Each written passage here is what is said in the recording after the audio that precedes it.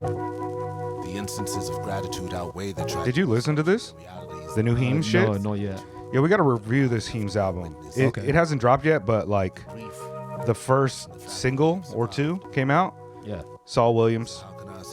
This track is dope. What? I was like, because I didn't like that. What was it? Eat, Pray, Thug. Yeah. I didn't like that, but I like Nehru jackets. But yeah, this shit is hard. I haven't thought about Heems in a while. I saw like Big Baby Gandhi put out a track where he was like dissing him. Oh, He's word? calling him fake and shit. And like they were like, they were a squad, but No shit. I don't know what was going on with that. Like, it seemed kind of conspiratorial. Like Big Baby Gandhi was saying some shit about like how Heems has connections in certain places and all this shit. Like, I didn't really, I didn't look too far into it. I listened to the track once and I was like, oh, okay. They got beef now, all right. Yeah. Huh. I didn't know that. Yeah. Yo, can you reach over there and grab me one of those beanies? Oh, yeah. So What I color? won't put my phone, just anyone. I just want to put my phone on it because of the metal on metal shit. Yeah. Oh, yeah. Welcome back, guys. Fucking Secret House. Secret House, what's up? Yeah, that new Heem shit sounds like it's going to be dope. Hey, Happy New Year. This is our first time getting together. I just realized it. It's February. Yeah, no shit, right? Hey, sorry about that. We were all going through stuff and doing stuff and being part of stuff, and also other stuff was happening. Yeah, I was mad Aggie, and then I got COVID, and then Jet. I don't know everything that happened, but yeah, you know what it is. We got busy a couple times. Was it the first time we were just like kind of lazy and like let's push it back? The first time I was like, let's just do let's do Wednesday. And and then it became like Saturday, and then it became like problematic. You, I broke my dropped your phone, and then I got COVID. Yeah. Anyways, we're back, and we're happy to be back, and we've got some other content that we'll release. I'll probably release it after the review that we do after this video of conversation with a legendary graffiti artist, style writer, 40 years in the game, Sanoism from Cleveland, just an absolute legend. He's done some incredible things, such as creating the Searchlight Records logo, and actually his artwork for that was the reason that Nas's Illmatic was held up. And he's just got so many connections through the industry, and just so dope. I think that conversation is really fun, and we also hip him to like some JPEG Mafia, so that'll come out soon.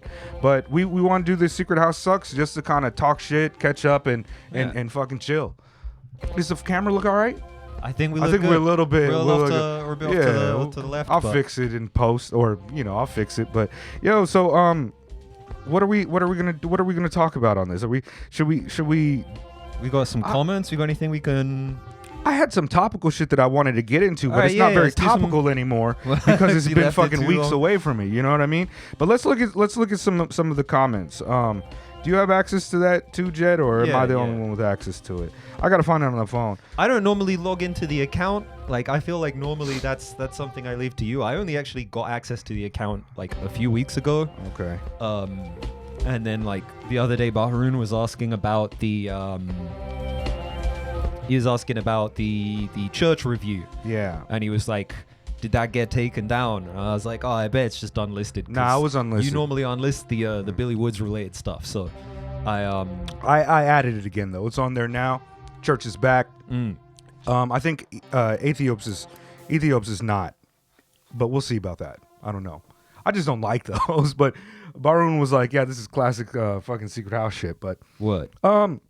As far as some comments go, somebody reminded us under the Serengeti Ajay 2 comment that Kenny Dennis 4 is coming soon, and maybe we can revisit Ajay 1 for context. I'm looking forward to that. Yeah. We were recently hit up by Tetsuo, who we reviewed his album, his collaborative album, Hydro Sig, and we've got a bunch of people that came in. He thanked us for doing that, and also hipped us to some of his upcoming work, and I'm actually becoming more and more of a fan of the guy. He's fucking ill. His new shit is like so. There's a lot of reasons that I like it, but yeah, Tetsu shit came out. It's really dope. I was talking shit to somebody we got a Deca comment. I don't know why they keep coming for me, bro. I do not engage with that video. I'd unlist it personally. Yeah, you unlist the Billy Woods shit, but like the Deca, like that's just bad for your mental, bro. Yeah, that might be the thing. And what's weird is because I quite enjoy Deca, but you're not about to tell me that the album's politics are something interesting to me. Okay, but yeah, I'm sorry. Like I said, I've been going through a really wild, like anger Aggie spiral this year, and I've been very much an asshole. So if I've been an asshole to you, my apologies. There's not really a lot of comments because we did a haven't comment made video much, yeah. last month and it got corrupted on my phone. We did like an hour of like a million comments. I'm so sorry, but I'll try to keep up on the comments more often in the future. New news stuff coming out. I was we got a nice comment from okay. user 23237. I don't know if they have a name on there. It's just Jay. He says, "I love this channel content all year. Thank you guys for entertaining me and keeping me plugged in. Hope you guys have a great 2024 and continue reviewing." Hey, Which, tight. yeah, thank you. Very Like, tight. that's fucking dope. And he put his albums of the year list as well. He put the Larry June and Alchemist as his number one. A lot of people like that album. I didn't listen to it. Yeah, I mean it's good. Larry June is an acquired taste for just like most of this art, but a lot of people like that. Yeah. I think FIFO from Dead End Hip Hop had that on his top 10 list as well. But you got any more comments? Because I don't really have. Yeah, I mean, a few people responded to our end of year lists. People were into it, posting their list. Please keep those coming. Like a lot of really, really great hip hop being shared, stuff that we missed, stuff that just made it outside of our top 20s. Chris Majero, I guess Majero, posted in the Kawanabo review. He says, "Yo, I was a bit in trouble with him lately, but I watched this video and went straight copped all of his discog. Thank you guys. Would be great to see new Akai discussed. Awesome right. albums. Yeah, because the Akai solo came out. They had two that came out only on like Bandcamp or one of the other outlets. It's not on streaming. But yeah, maybe we'll get to that. There's kind of a backlog of a bunch of albums that we should get to. I know we're going to review the Bruiser Wolf album today, and then Angry Black Man this weekend, I believe, as well as the new Rap Ferreira Boone album. Yeah, and then maybe some other ones. There's a Crime Apple album that came out. We've not talked about Crime Apple before. No. That's produced by Preservation, and there's just a bunch of things coming out. So we might get to that. The last review we did was what, Africa? Yeah. Okay. I had a very interesting conversation with a friend of mine about that. Like a friend who's very, very divorced from hip hop and blackness as concepts, like a Korean friend, and like we got talking about it, and like it was interesting because I think she was just interested in what I was doing. She was like, I was like scrolling through to see what you had to say, and like straight away I got feminist jet. Because on the Africa review I was complaining about how women are depicted in that record as just like a nice pair of titties that we call queen. Right. And yeah, it was kind of interesting to hear the perspective of someone who has like no attachment to blackness or hip hop, like listening to this record and giving their thoughts and opinions on it. That's dope. Yeah. Just, cool to hear like something so completely, because I also feel to an extent when we talked about that record that maybe I was like out of my lane, like as a British person, as like a biracial person, like kind of like the image of blackness being portrayed on that record and the Afrocentrism of that record is like a uniquely African American. True that. Afrocentrism. And you do meet people like that in the UK who kind of have a similar inclination or a similar kind of idealistic or utopian view of Africa as a place. But it's at the just same more time, difficult to like, have it. It's a bit like more that. difficult to engage. Like Yeah, that. because like I mentioned, there's in actual the review, people from those countries. a lot of people in the, a lot of black people in the UK are a bit more in touch with their national first generation immigrants from these second places. generation, exactly. Yeah. And even if they go back further, normally like you can kind of trace back to what specific wave of immigration or whatever, or even at what point in the transatlantic slave trade people were being brought to the UK.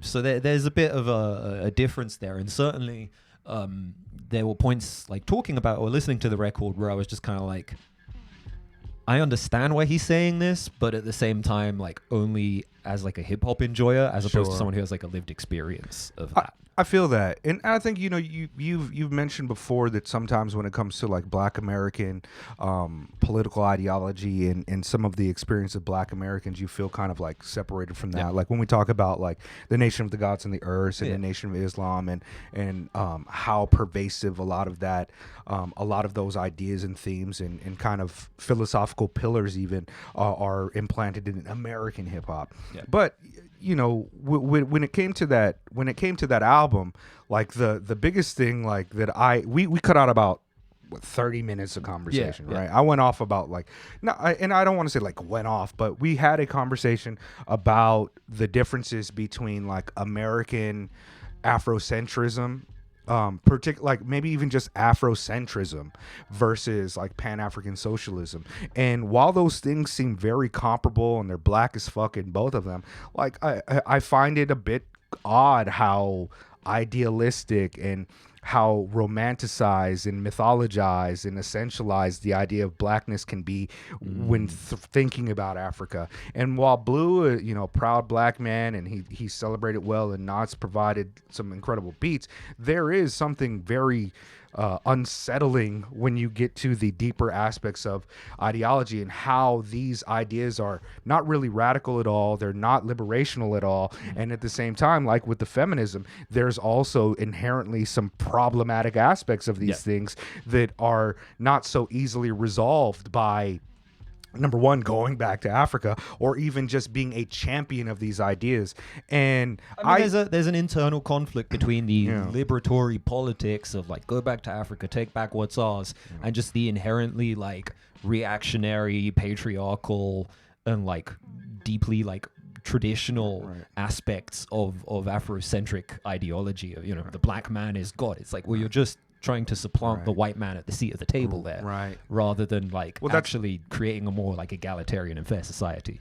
Exactly. Well, a lot of it is that like if we do a black capitalism, then the problems of capitalisms aren't there, because the only problems with capitalism is that we don't have our fair seat at the table for all of the products of our labor and our creation. And that's a problem with a lot of politics. It's one of the reasons that I think that when you have artists who are explicitly vocal about their politics, like we definitely have to look at them. That's why I think that No Name, new album coming this year, she mentioned, by the way, shout out, No Name Book Club, you know what I mean?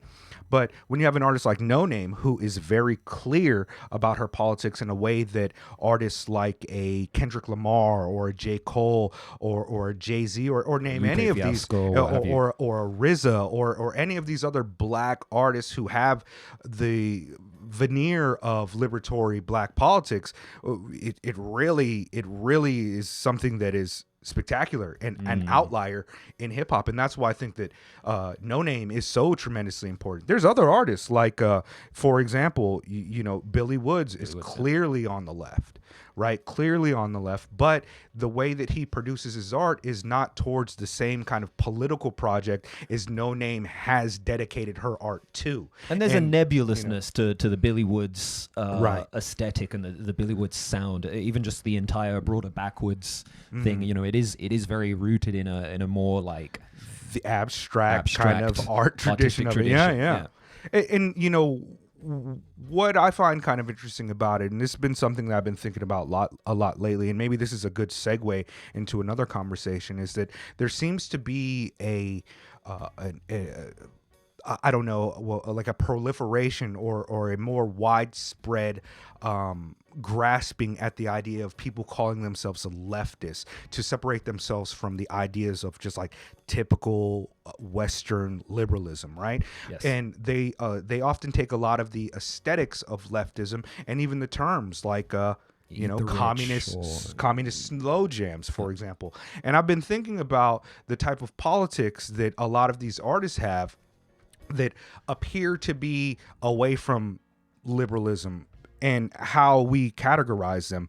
With JPEG Mafia, right? Most recently, he's been involved in some type of online controversy between his fan base because he took a photograph with Kanye, and Kanye's shirt is depicting an artist who's clearly reactionary right-wing politics with a lot of racist undertones and anti-Semitic undertones.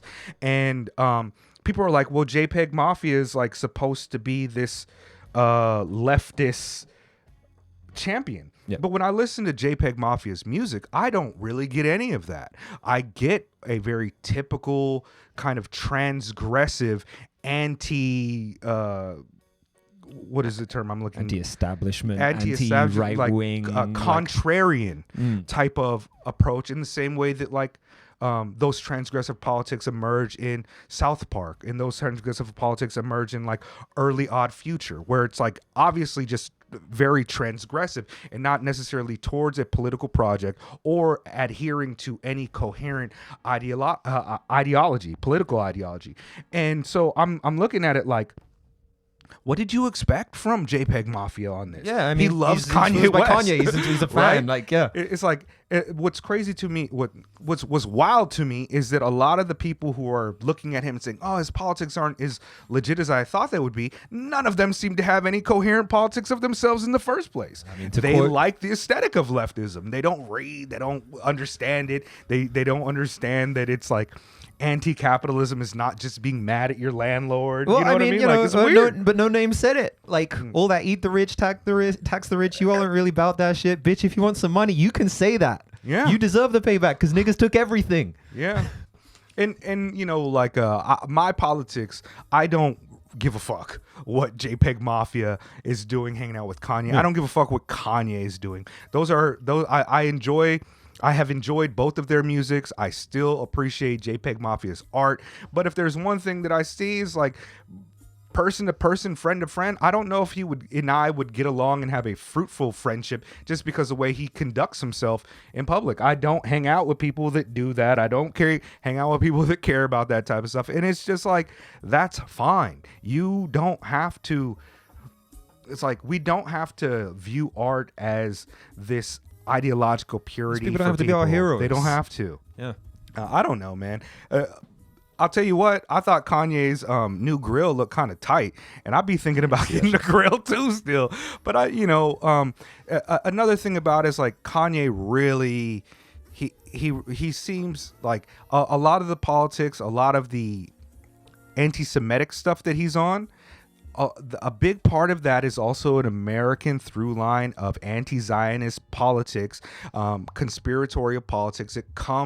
A lot of it is generated by the Nation of Islam, the Nation of the Gods and the Earths, and because of that religious project that a lot of people have, and the confusion in how black people have been seen as, you know, the Canaanites or the sons of Ham, and not the original human beings like all genetic biology expresses. So we're at ends with that. So a lot of the anti-Semitic stuff that you see is really just a form of anti-Zionism, where black people don't care to split the hair the same way that we like, yo, all these fucking white people is crazy, right? And then our producer's white. It's like, we don't mean all of y'all. We just mean some, you know what I mean? It's I mean, it's one of those things also that has nuance. There is that's it. Ultimately, there's a nuance to it, right? Because obviously it is also deeply conspiratorial, and a lot of it is rooted in like, oh, Jews eat babies, right? Like, there is, of course, that element to it, and it is very pronounced. And I think that's something that you see basically from every group at this point. Oh, sure. Like, in the UK, there's plenty of that as well. A lot of Muslims in the UK, not like the Nation of Islam, like just born and raised Muslims who have sound exactly the same point of view. I mean, and that's something we're seeing now as well. Right now, especially since like the Andrew Tate era, a lot of young British people converting to Islam. Yeah. Or at least Islam. Yeah. Like, I don't know if these people are ever going to do the Hajj, but like, they say they're a Muslim now. They stop eating pork and they're like, yeah, like I'm a Muslim. Yeah. And they use that as an expression of their own reactionary politic. Right. I mean, in its base level forms, those are going to be reactionary politics. What does also surprise me is that people don't seem to understand what reactionary means. They, for some reason, I think they hear reaction and think that people are reacting to something, instead of the idea that these are deeply right-wing conservative politics that do not want to see social progress and change. And with a newly developing world where relationships can be between any type of genders, or we're doing other things, all kinds of expression, and we're and we're eating all type. They don't want that type of change because they see that as antisocial. They see that as something that is not like a degeneracy. And you'd be wrong to think that forms of authoritarianism are all reactionary. But this is why you need to have a clear, coherent view of your politics, because if you can't divorce reactionary politics from things that actually need authority, then you might be you might be tripping. But also they call me a fucking tanky, so it's whatever it is, you know what I mean? But that was interesting. The things that happen. Do we have any more? You want to talk about the Mos Def thing? I think that conversation was so like a bit overblown. Yeah, a bit overblown. I also like, what do you expect Mos Def to say? Or Yasin Bey. I'll use his new name, but like, what do you expect Yasin to say? Like, Yasin has been like a rapper's rapper for 30 years at this point. There are all these stories of, you know, him in basements in 1995 with the Soulquarians where he starts dissing you know, P. Diddy, who's in the back of the room for some reason, doesn't realize he's there. Like, he was the face of hip hop during the Keep It Real era. Exactly. As we were transitioning from what was acceptable in the mainstream to what later becomes like super underground. Like, he's also not like wrong. It's just like he's like, there's like hairs being split here that I feel, you know, really just depend on how you view hip hop as a genre or a culture, or because, you know, genre is arbitrary, right? Yeah. Like, ultimately, like, the Drake album sounds a lot more like a hip hop record than Death Grips. Sure. And I don't think most people would say Death Grips is not hip hop. You know, oh, it's industrial rap, like, which is just, again, you're splitting hairs. Yeah. When Mos Def talks about Drake as like a commercial product and as pop, which things I personally believe pop can be. You can make, it feels Metallica compatible with shopping. Metallica is pop. Yeah. Right. You know, and no one's going to doubt that Metallica are a metal band. Right. Or at least the last 25 years or so of Metallica. You know, they're like, Enter Sandman is a pop record. That is something I think that's like the least interesting aspect about the conversation is that people are trying to determine what is or what isn't hip hop. Just arbitrary. And if you go back to listen to what Mos Def said on Black on Both Sides, he says, you know, he is hip hop, but hip hop is what the culture does. And apparently the culture is doing what Drake does. And to try to split hairs, and it's like, if there's one thing hip hop is it's free.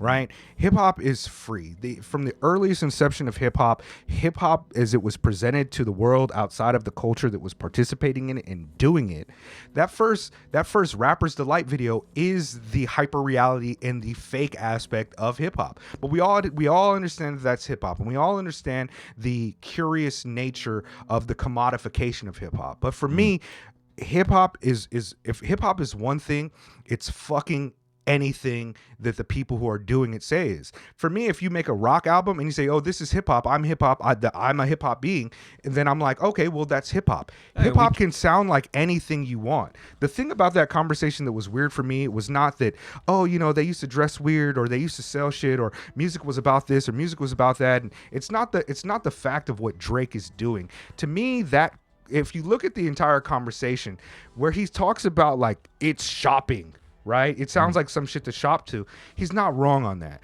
But the larger conversation that were happening was a deeper conversation about the state of art and how these things are happening and what you have to say about it right now. He just doesn't think Drake is making any type of art with importance. He thinks that Drake is making art as product. This is like me and you having a deep conversation.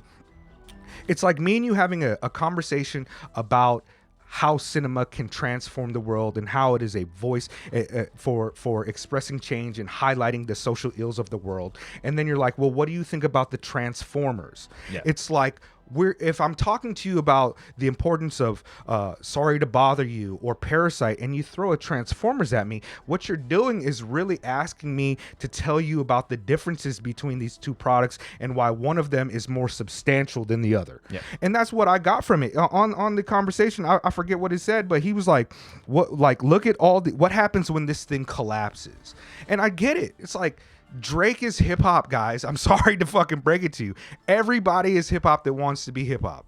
The line is gone. If hip hop's anything, it's free. It's radical. It's better than that. It's more than making money. It's more than all of these things that we pigeonhole it into. It is a radical, transformative force of art that is important.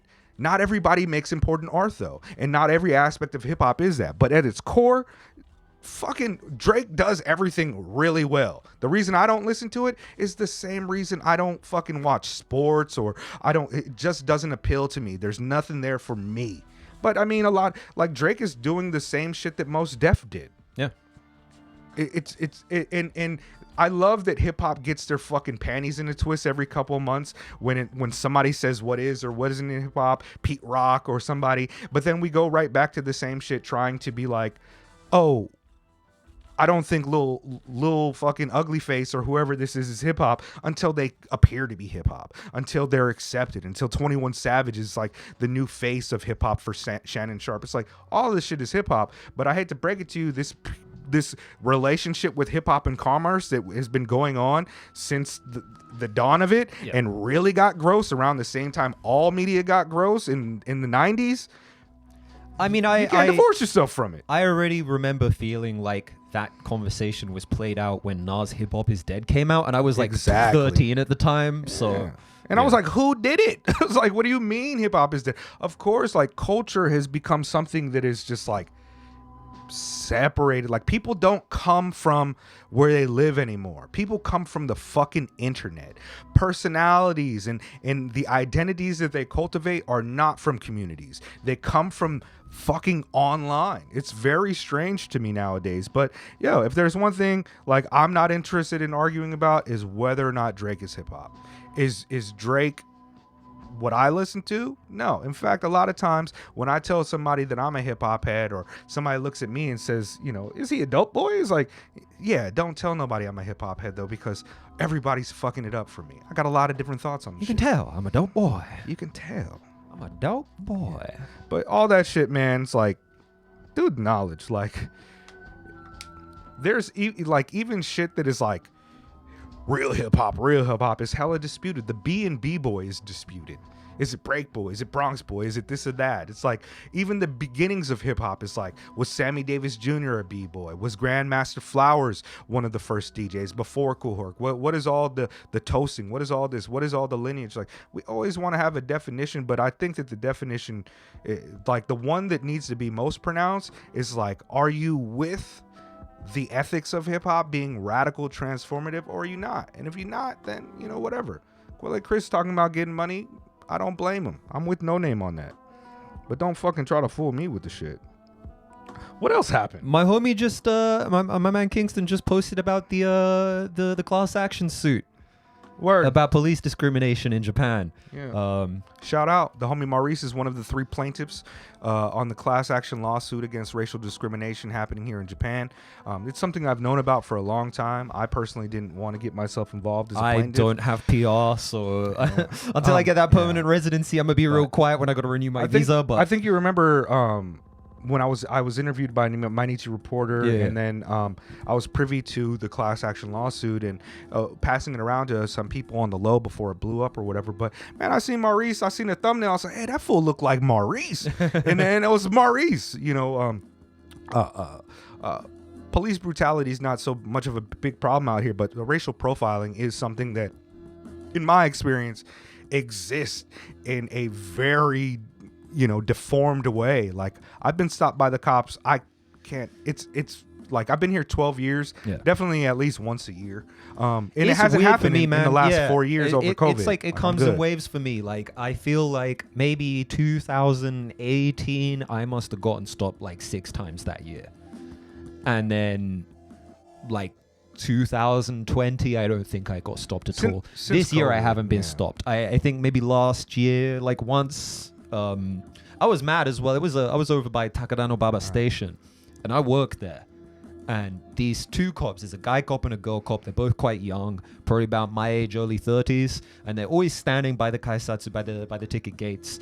And I know they've seen me wearing my suit with my ID, talking to my students. Like I'm a college teacher, basically. I know they've seen me. One evening, I was having a drink with a friend in the neighborhood, wearing my street clothes. As soon as they saw me, they came over. And I'm like, I'm the teacher. Like, I teach right there. I know you've seen me. And they're like, oh, saw this and that. Like, they were like acting mad, like friendly. Like, oh yeah, I remember. I've seen you. I'm like, then why are you stopping me? You know, I'm like a guy who wears a suit. Like, you're trying to like portray like this image of like, oh, we need foreigners to be respectable and follow the rules and stuff like that. And it's like, well, I do. Yeah. So what's the deal? But I don't think I've been stopped since. The last time I got stopped, I was going to the U.S. Embassy, and the embassy put out a letter like a month before. It was like, watch out for Japanese police. They're racial profiling like crazy. think that's- And then I got racially profiled at the embassy by the Japanese police. And it was, Chi got mad because I was with Chi and Cannon. And the dude, as he saw me walking up, you know, I'm walking, I'm doing whatever. He fucking grabs his gun and he's got like an AK or an M16 or one of these military weapon. I don't remember what it was, but he grabs his gun. He's like, stop, where are you going? I'm just like, bro, what do you think? I got a fucking bomb strapped to my daughter here? It's like, what are you doing? And I laughed it off. I was like, I'm going to the embassy, whatever, leave me alone. And she got fucking vexed. My wife got super vexed and she started yelling at him and asking what the fuck he's doing. And I was like, yeah, word, Chi, like, I remember when I used to get super mad at the police all the time, but then I got stopped by the police all the time. So, but yeah, hopefully that pans out. It looks like if it wins, he'll get like $22,000 or some shit. Let's go. Let's fucking go. He's buying us dinner if he does. Yeah, I mean, there's supposed to be a class action lawsuit that's being developed as well. So if you are a person that has been stopped by the police, you can probably sign up for that and get a pittance. A little bit of that too, and if that comes, I'll take pay any for my type of McDonald's. discount, I'll take it, bro. Like the Nikumans, Nikumans got smaller. I've been paying attention to the shrinkflation, bro. Like it's really bad out here in Japan. Train from my place to Shinjuku was 135 yen like 4 years ago, and now it's like 165. word, man. What you been listening to recently?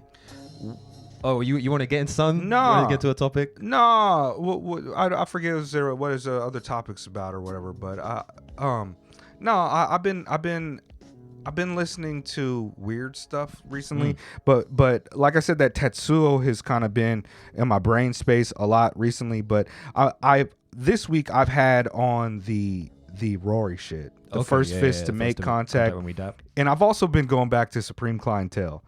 I've just been on a Supreme Clientele tip right now, and I really feel like when Supreme Clientele Ghostface, when the Supreme Clientele came out, Ghostface was the greatest rapper of all time. During that moment, like nobody is doper than him ever on that shit, and yeah, I fucking love it. There's also this new Serengeti song that came out that I'm really down with. I'll play it right now. It's called "Is It Too Late?" Open Eye. Oh, hold on. This is not it. Is it too late to say I love you now? I love Getty King. Is it too late to say I love you now? The cover's hard as well. A girlfriend that dies is killer. Special This come out this year? Yeah. one that's ill. So much regret, like an abusive dad whose son don't call. This is hold on. In the mall, girlfriend can really bless your soul sometimes. Fly like a butterfly, sweet like a jug of wine. You can go through the motions like a broke mind, but when it's taken from you, you be crushed like a pigeon's mind in the streets. Trying to look for it. There was a there's supposed to be a remix album that's coming out. Can't seem to find it right now, but it is incredible. Now he's quick-tempered, shy, and always blows his lid messed up.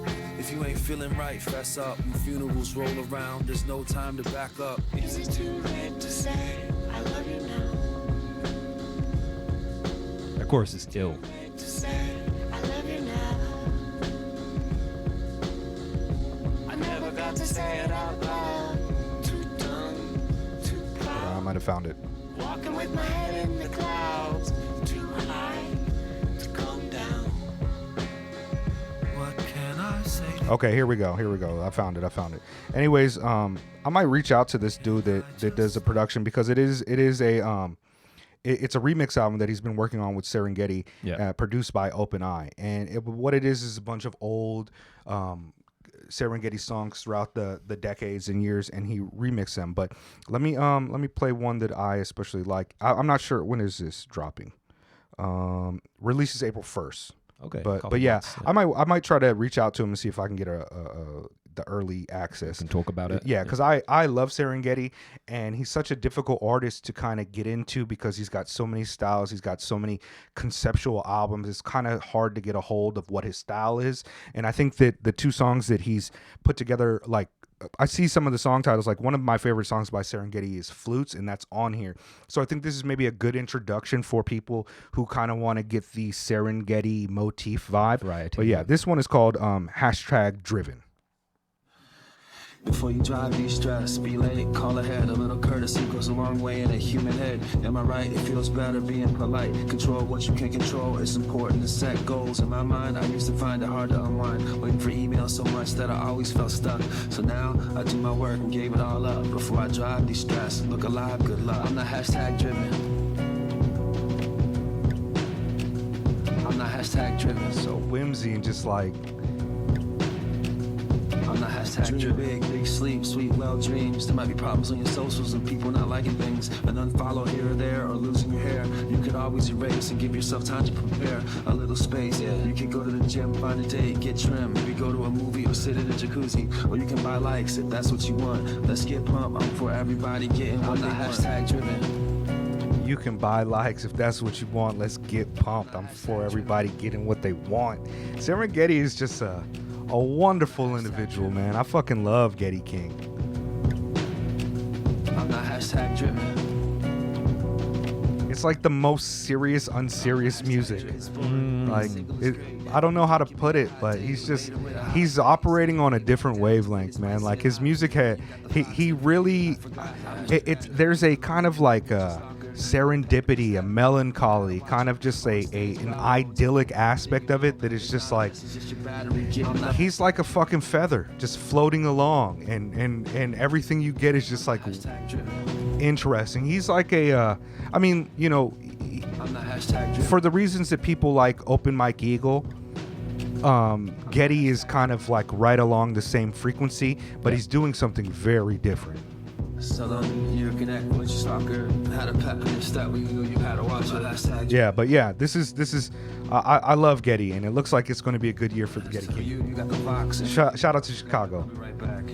What do you got going, Jeff? Yeah. So coincidentally, like you mentioned the Rory and the Fumitake Tamura, Yeah. and you know Fumitake Tamura also goes by Bun because that first kanji in his name, Fumi, can also be read as bun. It's like writing, text, literature, things like that. So like literature is bungaku, which is like the study of text or the study of writing. We out here in Japan, y'all, if you didn't realize that. So I've been bumping this album. This came up on an Instagram ad somehow. I've been bumping this cat Bun Noguchi about an album called Botto, and like I could it's like the pop raw denshi. Oh, Like that's Aaron Cholai's album. That's Aaron his album. Cholai, which It's is one of fucking my amazing jazz favorite shit. albums ever. Like Yeah. insanely ill. So like you've got this like jazzy shit going on, and then like it's real hard to remember the fucking song titles because the tracks are just Botto 1, Botto 2, Botto 3, Botto yeah. 4, all the way through Botto 11.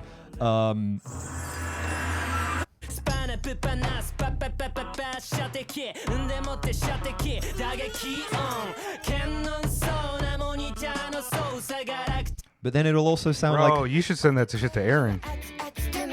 be like a pop rock album. Like It's amazing. it's just Is it hip hop though? Is it hip hop? I have no fucking clue. But Did he say it's hip hop? Then it's hip hop. it's fucking ill. That's Yeah. all I know. Like you know, it's like bossa nova, like laid back shit. Like Yo, play that first joint again. fuck, which one was it? Yeah. Botto 1? Yeah. I think it was I don't Botto know. 1, the intro. Okay. Yeah. This is gonna make my day better, y'all.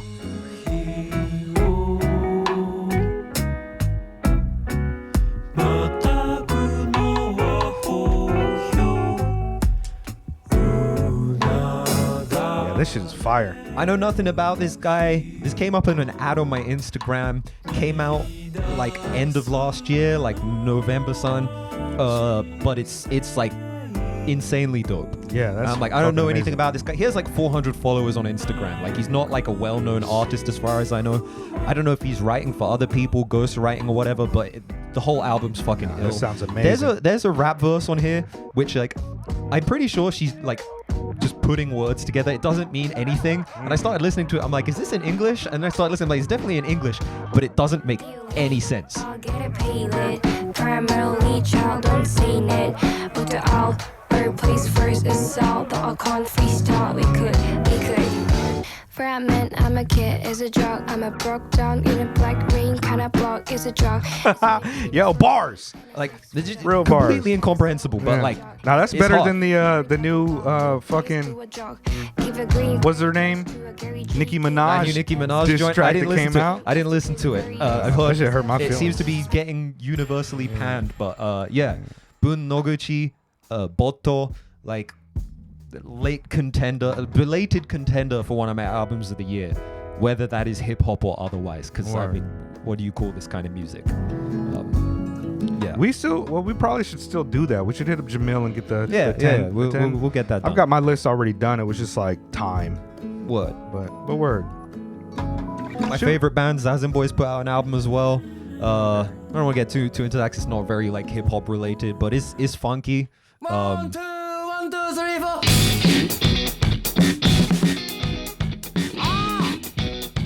Yeah, yeah, yeah. Barracuda, barracuda. Barracuda, barracuda. Man-eater, man-eater. Barracuda, barracuda. 手前においでまき散らかしてるピンクのメッシュ女女女 But yeah, it's their first album in 12 years, yeah. and there's been like a real. It's really interesting. This very chaotic, hectic band making very advanced proggy music, but now they're 50 years old. Hey, shout out to being 50. It's a vibe. Word. Do we? Okay. Nah, I We've mean, been going like 45 yeah, minutes. comments and shit like that. comments, you guys like, know. subscribe, Let us know yeah. if you guys care for these or I join the Discord. I like the Discord. Yeah, I don't know if people have suggestions. I'm inclined to look at them. Like, there's a few things that I want to get going this year. I want to get our new artwork coming, and I think that that's going to be soon. I'm also going to create another Patreon tier. Also, I got some ideas for like additional content that I want to do, and yeah. But on the Discord, if you guys got ideas, or you guys want us to parse out things, I'm always down for it. Like, I just don't really. I feel like some of the people would like to hear us go deeper dives in some of the things, but I also don't want to. I don't care to be that type of you don't want to like dilute content. the channel, like Yeah, I kind of don't. Yeah, a part of it is like diluting the channel, but another part of it is just like I don't want to be the type of content creator that's like, oh, what's topical? Let's get on the topical shit. You know, like I don't care about that stuff for the most part, but maybe people care about to hear what we have to say about that type of shit, which is, I don't know. I mean, these secret house sucks are like easy to do anyway because like these are all conversations we'd be having regardless if we were being recorded. I would have still put you onto the Bun Noguchi. Like, you know, I like we still probably would have discussed like, yo, what's up with the most deaf thing? Like all of this shit would have already happened. So True that. It's like no sweat off our backs whether or not you guys want to hear it. If you do, let us know in the comments. Leave a like, subscribe, all that good YouTube shit. Yeah, word. Secret House Against the World 2024. Thanks for being patient with us, man. We'll be back. We back on it. I feel like we back on it. I've been on this shit too a lot.